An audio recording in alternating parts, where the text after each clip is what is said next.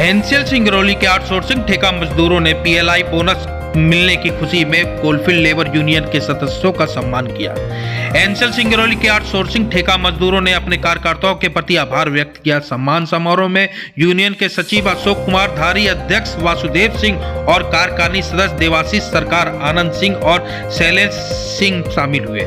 समारोह Dudhichua secretariat situ कार्यालय में आयोजित किया गया। मजदूरों ने पीएलआई बोनस प्राप्त करने की खुशी का इजहार किया। Coalfield labour union Singrauli CITU ने मजदूर के हितों के लिए लगातार कार्य कर रही है। मैं सबसे पहले जो हार्दिक अभिनंदन और वंदन करते हैं कि आप लोग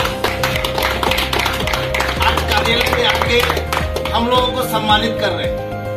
साथियों, ये सम्मान का अगर असली हकदार कोई है तो हमारे कोल फेडरेशन के कामरेड डीडी रामानंदन जी है।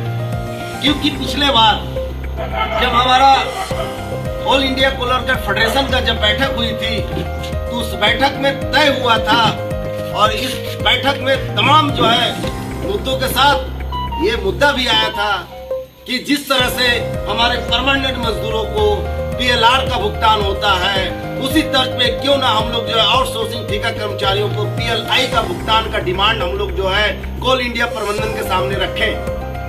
और कामरेड डीडी रामानंदन जी ने इसको एजेंडा में लिए और इस बार जब बैठक हुई हमारे पीएलआर को लेके, उस जगह पे ये तय हुआ और CI2 की तरफ से ये बात को वहां रखी गई कि भाई आज के डेट में आउटसोर्सिंग कंपनी हमारे आउटसोर्सिंग ठेका कर्मचारियों को ये कह के बोनस नहीं देती है कि आपका दायरा जो है 21,000 से ज्यादा है, इसलिए आपको बोनस नहीं मिलेगी और नहीं मिलती है। लेकिन आज हमारे कोल इंडिया में उत्पादन में अगर सबसे बड़ा किसी का योगदान है तो हमारे आउटसोर्सिंग ठेका कर्मचारियों का है, जो 60 से 70% आज उनकी भागीदारी है। और आज कोल इंडिया को जिस शिखर पे ले गए हैं, ये सबसे बड़ा अगर योगदान है तो आज के डेट में परमानेंट मजदूरों से ज्यादा हमारा जो ठेका आउटसोर्सिंग कर्मचारियों का है।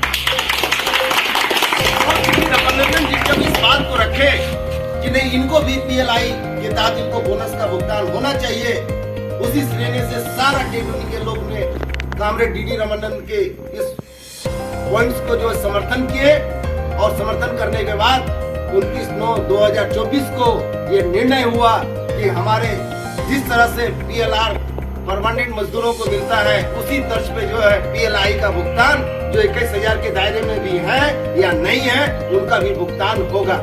ये एग्रीमेंट हुआ। एग्रीमेंट होने के बाद आज कोल इंडिया में तमाम सब्सिडियों में CI2 के लोग ने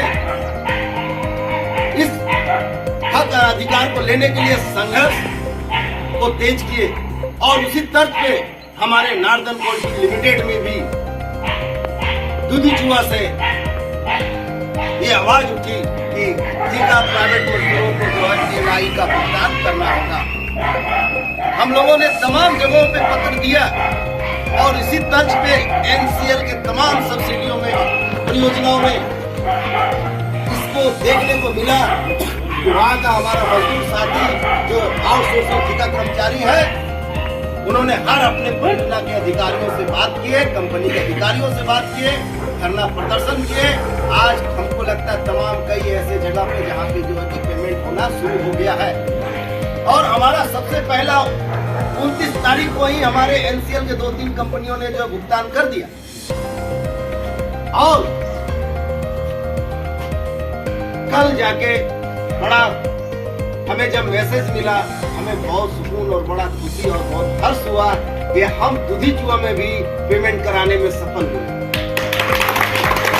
और ये लग रहा था कि जिस तरह से कामरेड डीडी रामानंदन से बात हुई हमारी कि कामरेड एग्रीमेंट तो हो गया लेकिन इम्प्लीमेशन ऑर्डर अभी तक नहीं आया।